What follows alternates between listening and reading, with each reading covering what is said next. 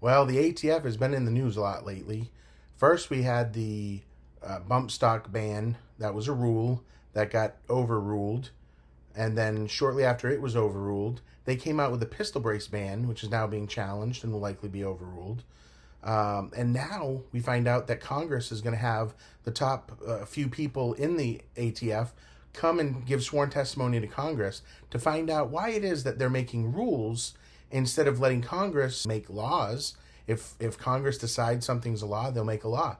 They don't need a rule being made that circumvents Congress. So there's going to be that. But I kind of get it, and I don't want to make excuses for the ATF, but since their beginning, they've never really had a focal point or a charge that they've had where, okay, this is our job and this is what we do. Because they were founded as the Bureau of Prohibition under the Bureau of Internal Revenue in 1920. Their primary goal was that there would be no alcohol sales.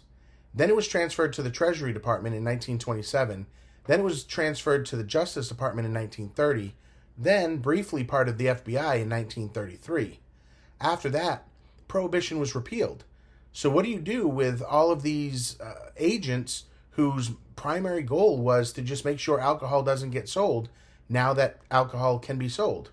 Well, they put a tax on alcohol, and they became the alcohol tax unit to make sure that people were paying their taxes on the alcohol, because bootlegging was kind of a big deal.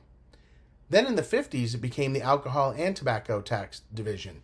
And that's because in the 50s, you added in taxes on tobacco. If we can tax alcohol, why not tax another vice? So now their goal is to tax alcohol and tobacco. And then in 1968, with the Gun Control Act, they became the Alcohol, Tobacco, and Firearms and moved to the IRS. But what was their goal? Because if the goal under the Gun Control Act was to control guns, then why would they be under the Internal Revenue Service? Well, that's interesting. So they got moved out of there and went to the Treasury Department. The big win when they were under the Treasury Department, by the way, was a revision in how wine can be labeled. There you go. Great job, guys. And then in 2002, with the creation of Homeland Security, they were moved yet again to the Department of Justice. But when that happened with the Department of Homeland Security, we're not just worried about alcohol, tobacco, and firearms. We're also worried about terrorism, and terrorists use explosives. So now they became the Bureau of Alcohol, Firearm, Tobacco, and Explosives, which is BATFE, but everyone still calls them the ATF. So if you look at their history, they've been bounced around between the Treasury, the IRS, the Department of Justice, the FBI. Nobody wants them. They don't know what they're doing.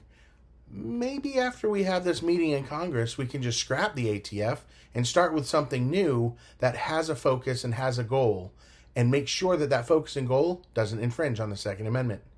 If you like my dad, like and subscribe.